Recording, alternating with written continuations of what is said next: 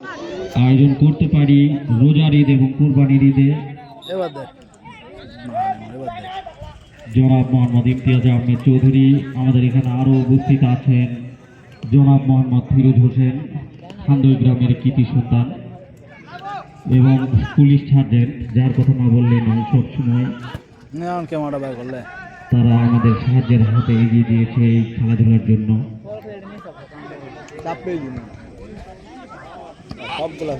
আক্রমণে 6 to 10, নিজের জীবন দিয়ে দেওয়ার মতো খেলা।